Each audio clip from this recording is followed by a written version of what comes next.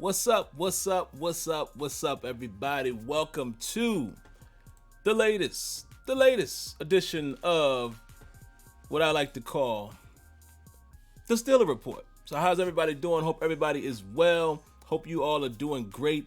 I'm doing great. It's Saturday night, and hey, for you football fans, the SEC is back in business. Didn't get a chance to watch a whole lot because I had some other things going on, but I may take a look at a couple teams later on tonight. But how's everybody doing, man? I hope everybody is great here on Saturday. Hope you're enjoying football. Like I said, whatever your team is. I'm a Florida State fan. A lot of you guys know that.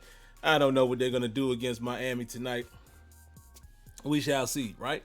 But how's everybody doing, man? Again, welcome to the Steeler Report. Hopefully everybody is hearing me the way they should. Looks like the audio and everything is great. And if you guys can just give me the thumbs up on that, because y'all know sometimes I forget and sometimes I'm muted. But it looks like everything is coming through. So how we do it here, guys, on the Steeler Report. This is the pregame show. Very, very quick show. A maximum of 30 minutes.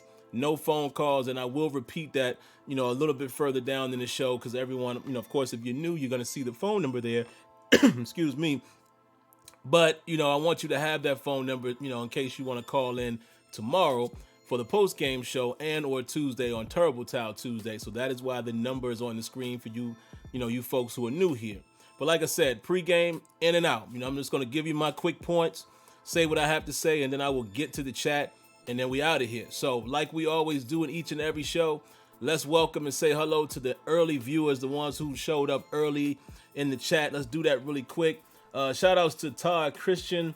He says, this is my first time on the live chat, Sim. Do you guys take calls? Yes, we do, Todd. Yes, we do, but I don't take them on the pregame show. This is basically designed the in and out. I'm just giving my really quick thoughts on what I'm seeing from the opponent, what we have to do as far as the keys to victory, and that's it. But yes, tomorrow, if you're able to make it back tomorrow, I do take phone calls for the post-game show that follows the game immediately after the game. Allow about 15, 20 minutes or so. And then also on Terrible Towel Tuesday, which is always at 7:30 p.m. Eastern time, just to give you a timestamp there. Then live calls are taken on those two shows, okay? Let's continue to go. Spencer, Sun Moon 80, Big C, 117, Kegels Bagel, Tristan Cooper, Luis D, Wide Diggy, J Devil, King Louie, my good brother Kenyon in the building. Who else we got? Drew Wilson. And that's about all as far as the chat. So great. Let's get into it. Took a little bit of, took a look at the Texans game. I watched the game from last week. I didn't watch the entire game. I did watch the condensed version, so I didn't have to worry about commercials and all of that. But I watched about 3/4 or so of them against the Ravens just to give me enough, to give my quick assessment as far as what we will have to do to win the game.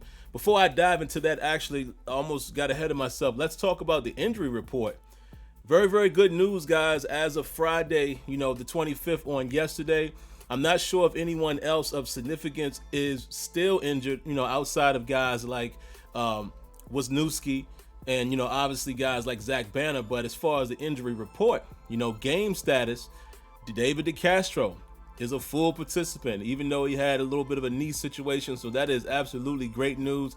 It looks like Big David DeCastro will be going. Ben Roethlisberger, of course, was a full participant. And I don't think Ben had anything going on other than the fact that, he always has his veteran days off and things like that. But also Juju with his knee, full participant in yesterday's practice. Marquise Pouncey was a full participant. Stephon Tuitt, full participant. Tyson Olulu, full participant. Cameron Haywood, full participant. And J.C. Heisenhower, also a full participant, which, we haven't really didn't really need him, up until now. So, still want to give him some love. So it's great to see that the main guys, any of the guys that you may have been concerned with for the most part, are all full. There's not showing anyone, who would be out. And shout outs really quick, man. Let me give a shout out to my good brother, Mr. Antoine Myers, showing love to me, man. I appreciate that. And guys, Antoine is my guy. He is a Cowboy fan. So that should be interesting, that week. That should be fun, having him in the chat and things of that nature, man. And you guys got a pretty big game coming up as well. What a comeback. I thought that game was done with last week. and they came roaring back, man. So Cowboys looking like they're trying to get themselves in gear. But let me just take another little gander here, man, just to make sure there's not anybody else that's out. That, nope, doesn't appear to be. And of course, with DeCastro back, we're probably going to see Kevin Dotson is probably not going to, really get any playing time, maybe. But, you would expect that everything would go back to normal in terms of the 2020 normal, which would be, DeCastro and then Fowler and then Okorafor, and then, Villanueva, of course, would be the left tackle. So there you have it, Marquise Pouncey being your center. Speaking of Kevin Dotson, man, we talked about it a little bit on Tuesday, but I just want to say this really quick. That guy is going to be special, man. I didn't know nothing about him until we drafted him, and you guys know how much I talk about him since we drafted him as far as where he's excels. Going back and looking at that game a little bit, man, he's doing a way better job than I would have expected in pass protection. I showed you guys the play on Tuesday where he runs downfield with Ben on that, that scramble drill, and Ben throws it to Deontay. That guy is special. Last play of the game, when we ended the game with James Conner, who's the first man downfield, 59 yards downfield to help James Conner up. Yes, Kevin Dotson. Let's keep an eye on him. Let's keep an eye on him, man. I think he is going to be special, and perhaps if Fowler or any of these other, the cashier is going to be all right, but let's just say Fowler starts to struggle at some point in the season. I think we're going to see, Dotson maybe get a chance on the left side at guard. So it's just good to see. Good to see. But all right, man, let's get into what y'all came to hear, man, really quick. Looking at the Texans, offensively and defensively, I got a couple pointers. The Steelers cannot get caught up in the record. Can't do that. And I know it's only 2 games, and some people would say, well, of course it would be stupid to judge a team based off of 2 games, but the human mind works that way. You look at a team as 0-2 and you're 2-0, you think you are a better team. What we need to take into consideration is the teams that the Houston Texans faced off against first 2 weeks, right?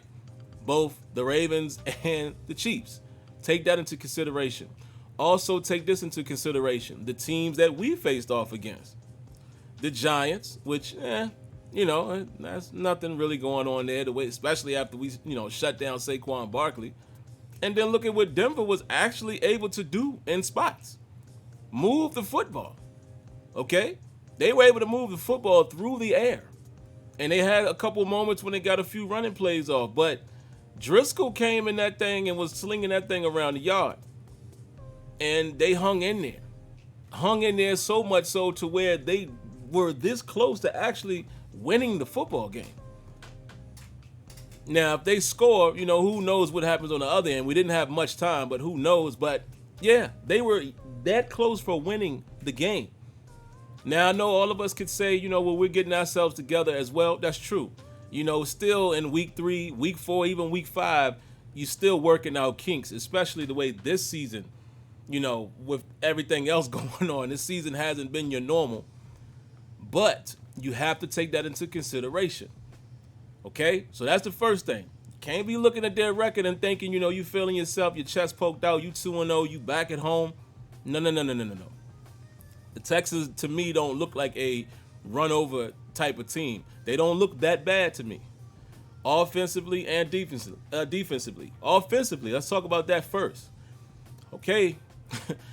What I noticed watching that Ravens game, a couple things that could get us in trouble that we've seen us struggle with in the past. They run play action. They run a lot of read action. They also run not only just passing out of that, I saw some RPO, which is basically read action. They get Deshaun Watson on the move, bootlegs and such. These are the type of things that we have to be careful with because we seem to struggle a lot with play action, with how aggressive our defense is, especially with us blitzing and things like that, which, that's another conversation in terms of blitz versus play action. But we are an aggressive team. Our linebackers, we've seen it in years past. We look at the film and we are very aggressive. We jump up quick, right? We're going to have to be very sound and very disciplined against Deshaun Watson. Because again, quick play fake, can't talk tonight, guys. Quick play fake, RPO, read, zone reads and things like that. We're going to have to be on top of it, man, because they will have some opportunities to hit us for some big plays if we're not careful. Another thing that I noticed, they do a lot of, at least they did against the Ravens. They utilized the tight end, a decent amount, check downs and things like that. So we're just going to have to be careful, man, because, again, it always seems like there's a struggle with us here lately with those intermediate routes, especially to the tight end, down the seam or, running across or something like that.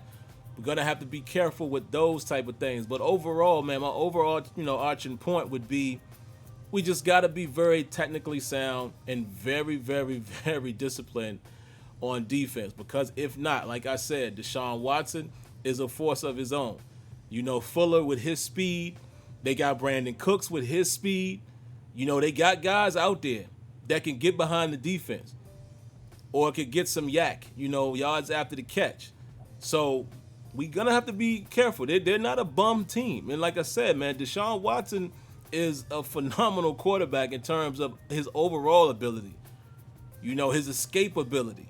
And that's the reason why you see in the thumbnail there, I have Bud Dupree and TJ Watt. They're going to have to really be, on top of their game with the rush lanes. And then, of course, force him in the middle. And we're going to have to be disciplined there to kind of, try to contain him the best way we can. We don't want to give up, a 3rd and 7. Everybody's in coverage, and then Deshaun Watson is able to scramble for the first down, which brings me to another point. As much as I hate that we run zone a lot on 3rd down, this is kind of a catch-22 in this situation when you're facing off against a mobile quarterback. You might not want to do man that often on those situations because, of course, if everyone's back is turned, pressure doesn't get home, here comes Deshaun Watson. Here's another thing I feel like we probably should slow down a little bit is the blitzing. A guy like Deshaun Watson can kill you, if you don't get home. You don't want to take that extra guy out of the coverage, not too often if you don't have to. So we're going to have to be very disciplined with that, man. Like I said, they're not a bum team. Now, defensively, what I think we need to do as well is we need to work our tight end. Watching the Ravens, obviously that's how they play, But I saw them throwing the ball to the tight end, man. They were able to get the Houston Texans a lot of times, man, just finding the tight ends and things of that nature, and of course running the football. And it's almost unfair to compare what the Ravens do to somebody on the ground versus what another team could do because of the style of play that the Ravens put on display. Everyone doesn't run the ball like that. Everyone doesn't have Lamar Jackson, and everyone is not running that type of offense. So you can't say just because they ran the ball on the Texans that we will be able to run the ball. No, our offense isn't like that. But I do think this would be a good week to get a little more creative. I would like to see us get more runs on the edge, because Big Brother. J.J. Watt is still J.J. Watt. He's not what he once was, obviously, because he's older. He's had injuries over the year, but he's still a guy that can be a force in the middle, right? So, I'm sure we're going to run power. We run our power plays a lot. We run our counters and things like that. But I would like to see us, maybe utilize perhaps McFarland and see if we can get out on the perimeter a little bit, out on the edge. Let's try not to just, keep forcing it up the middle because, again, we get very predictable when we run up the middle and we only get 2 or 3 yards. Then that's when the predictable offense comes out of the Steelers. So I would say let's work the tight end a little bit. With having David DeCastro back, I'm sure that's going to help us on the line. But, again, we got to watch out for guys like J.J. Watt and, other guys that they have that are capable of rushing the quarterback. Keep Ben upright. But I don't want to see Ben drop back and throw the ball 40 times. He threw the ball 41 times, I believe, against Denver. I don't want to be in that situation again. I want to get a little more balance and, try to work the run game, which I think the Texans also are good at rallying to the football. These guys are not scrubs. Also, we got to be careful and watch out for the kid Reed, the safety, all over the field, man. And I saw him playing in the box. I saw him playing deep. I saw him playing Buzz, coming in and robbing the situation. So we gotta, this is gonna be a real test. I think this is gonna be a significant test for us to see really where we are. And I don't think we can afford to have the slow start against the Texans because, again, they're hungry. They are hungry. You understand what I'm saying? 0-2 don't feel good, especially when you know you are a talented team. So, to me, those would be the keys to victory, man, is let's utilize the tight end a little more this week if we can. I think we got matchup situations there that we could take advantage of. Running the football, let's try to get out on the edge a little more. Let's not be so predictable. And, I do like power because when it works, when you get a guy like DeCastro, even Fowler has looked good on the move so far this year. Things work pretty well when you get the blocks and everybody seals everyone off the way they're supposed to. But I want to throw another sprinkle out there at him, man. And if you're going to have McFarland play, which I hope we do, let's get him out on the edge. Let's get him out in space. I would like to see perhaps, and I know this is a lot to ask for, right? But I'd like to see perhaps, a halfback screen. Something that we don't do often. I like to see some things like that. Let's throw something different at the Texans. Because, again, they are professionals as well. And I'm sure they've watched exactly how we played against Denver. And I'm sure, again, like I said, we're very predictable on both sides of the ball. I'm sure they know we're going to go in a zone on third downs. A lot of things that I would like to see us, sprinkle a few differences in there, man, just to throw them off. And, that to me will be the keys to victory. I don't think the Texans right now are a better team. I think we are more talented on both sides of the ball when you look at player for player. I think our offense is more talented. If Roethlisberger is on his grind and, he's on his stride, I think we'll be okay. But, again, comma but. I don't want to see a 40 attempt game again from Roethlisberger. We've got to find and cement our run offense. Even if we're not running 70 times a game, I would at least like to see some balance. And right now, I don't feel like that balance is there. We're dropping it back, dropping back a little too much for my liking. So that's my thoughts, guys. Really, really quick there. So, I'll definitely look over here and see what you guys got in the chat, and then we'll be out of here. So let's see what y'all got. Let's start off with Kegel's Bagel. He says, we better wrap up Watson, treat him like Ben. He will kill us with breaking out his sacks and scrambling if we let him. Yeah, and not only just scrambling, Deshaun Watson is another one of those dudes, those Russell Wilson types that's looking to throw the football once he runs around, and, that's what he's trying to do. So, yeah, he could definitely kill us if we're not careful. Luis D says, I predict Devin Bush will get his first sack tomorrow. Okay. Would be great. Drew Wilson says he's right side. He's vulnerable. 48 should have a good day. Excuse me. So I guess you're talking about one of their linemen. Okay. I hope that does come to fruition as well. My brother Kenyon says, J.J. Watt got to Lamar Jackson twice last week for 2 snacks. Yeah. It said snacks, but I don't know if he meant that, but I like that terminology for sack. Yeah, he did. I saw that. I think one of them was in the first quarter. I saw that when I was watching the game earlier today. Yeah, man. Listen, JJ is still JJ. He might not be, as fast as he once was, but he's still disruptive. So, yeah, we definitely got to come with a better game plan than just the traditional Steelers. I don't think that gets it done against a hungry team like that. Y Diggy says, remember KC also ran the ball on Houston. Derek Watt should be used more this week. Yes. You know what, Diggy? That's something that we all say every week. It seemed like the Steelers are allergic to putting a fullback out there and just let us run, ground and pound, which is crazy because power, right? Power is traditionally, that's a power type of run, right? That's hence the name. So you would think we would be more apt to, we would want to have also more situations where we're running leads, with the fullback and things of that nature, misdirection. You would think since we are a power heavy team, you would also want to have heavy situations that involve the fullback.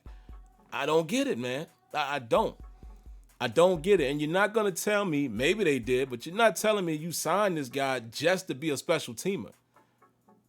I mean, come on, let's utilize him, man. Let's utilize him. His last name is Watt. Don't you know the other two brothers do very well? So, and we've seen him already this year make some significant plays, made a good block in the game as well.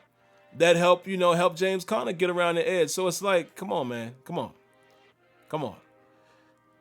Let's see what else y'all got. Drew Wilson said a core four might need help. Yeah. Yep.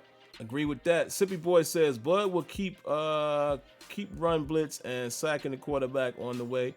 All right. I hope so. Brandon Hall says power runs is where Conner is best, especially if you think back to the first half of 2018. Yeah. And that's the thing, Brandon. And I don't disagree with that at all. I definitely love when we run power, any type of power concept, because again, we have a guard and a David DeCastro, and like I said, even Fowler has shown up. Excuse me, getting choked up here. He's shown, he's perked up a little bit even on the move. So, and then of course Dotson is going to be able to do it. He did it in college. I love it. All I'm saying is, let's just mix up some things, man, so power can work even better. When the team is not expecting it. Now, sometimes they just can't stop it. And that's cool too, but I would like to see us sprinkle some different things in there, man. I don't want to be so predictable where, they just run that, because even the Ravens, right? The Ravens are, you could say they're somewhat predictable as far as how they're going to attack you, but they still do different things. They still run different types of run plays and give you different looks and different formations and mixing pistol in it. And see what I'm saying? That's all I'm saying about that, man. I like to see us do a little more. Drew says Ebron might have a good game if we have a good run day. Exactly. There's no secret with that. Play action definitely helps. It helps when you have a run game where you can really get your play action going, or even just the threat of a run game. Luis D says the last big run JC had made was having Watt leading the way. Last year's fullback, can't believe I forgot his name, but 2 years ago when healthy, was very successful in the running game. Rosie next. That's who you're talking about, Rosie. Cagle says Minkah needs to have an impact ball hawking over the middle. He hasn't looked spectacular so far. Not terrible, though. Well, I will say this. Let's slow down on judging Minkah out, from 2 games. It's a lot of things that we're probably not seeing. It's a lot of things that are not happening because Minkah is there. So because we're not hearing his name as often, because we're not seeing the interceptions and things like that, we can't say he's not having a good year. Think about it. Like last year, right? We barely called Steven Nelson's name, and there was a reason for it. But the average person would have said, what is Steven Nelson doing? You ain't heard his name. He's doing his job. So Minkah is okay, man. You gotta remember there's a couple things. And of course, we can analyze this week by week. We can, isolate Minkah and let's just watch his plays. But you got to think about this too. Everybody knows he's on our team now. They know the ball magnet that he was last year. They know, that he's either going to get an interception or a tip drill or what have you. So plays, I'm sure at certain times they're going away from where he's lined up at. So, and, we've moved him down in the box some already this year. So, don't fall away from, thinking that Minkah is not as spectacular or not being as good, especially with it only being 2 games. But again, like I said, you got to consider a whole lot of other elements before we can say he's not playing as good. Let's see what else y'all got, man. I don't even want to pronounce this name because I don't want to mess it up.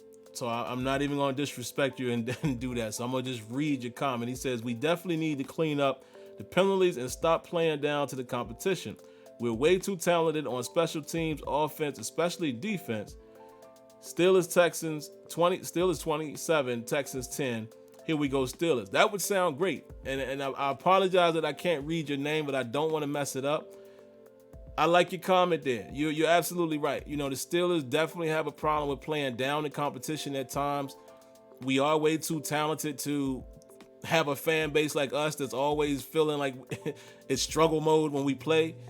Yeah, I think we can win this game. I really do. If we're on top of it, if the offense is clicking the way it's supposed to, we ain't got to score a lot of points, but a 27-10 would be great. That would be great. Let's see what else y'all got. We got a few more minutes, man. Definitely hope we see McFarland sprinkled in. I agree with you with that. AJC says Ebron was a problem for them when he was in that division. We got to see if that's still the case. I fully agree. I want to see some more Ebron, man. Some Vance McDonald. Can we sneak Vance McDonald back out there too? He's like the forgotten man.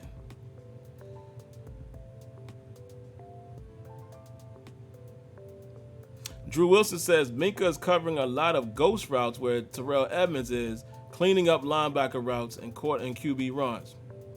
There's definitely some truth to that. Why Diggy says the things people are blaming Minka for are actually not his fault. There's definitely some truth to that. Because remember, even I did it at first. Remember the play, Slayton against Nelson, and I was like, yo, where was Minka? But then when we had a chance to see the play, we saw what happened. Minka rotated down. And, even in the play I showed you guys last week from the Bronco game where Judy got a decent pickup, I think it was like 20 yards, you saw that was the case because we ran the same coverage, and you saw Joe Hayden pointing to Minka, telling him to take the underneath drag. Minka comes down, and then it's one-on-one on the other side with Nelson, and then whatever else might come towards Joe Hayden as he's drifting back. So plays like that clearly are not Minka's fault. All right, a couple more comments, guys. Give me two. We're going to read Ernest Grice. He says, I think Ben still have to knock some rust off. Yeah. Fully agree with that. Ben has looked good when he's made the good throw, but you can see the rust. Timing is still off a bit. Accuracy is still off a bit at times, so it'll come. The good thing is that we're winning games as that's happening, but hopefully all of that will start showing up and start clicking. You guys know my philosophy. I usually wait till about week 6. Week 6 is where I can kind of see what the team is going to be, weaknesses, strengths, where they can improve, and where they might not be able to beat certain teams and why. That's usually when I know. Bill C117 says offense got to match the D's intensity. F being conservative. Yeah. No huddle last. Ben called the plays on what he sees. Yes, man. Yes. No huddle. Let Ben call the plays on what he sees. It seems like Ben is very successful when we do it, man. That's all I'm saying.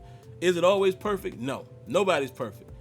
But we be moving that football when Ben is out there, either he's doing the no huddle or the muddle huddle. Got to do more of that, man. Let it come to him, man. The man has seen it all. All right, real quick, my man Gold Drip says this would be our first time starting 3-0 since 2010 if we can do it. Woo! Man, wouldn't that feel good? Hopefully we're not jinxing it.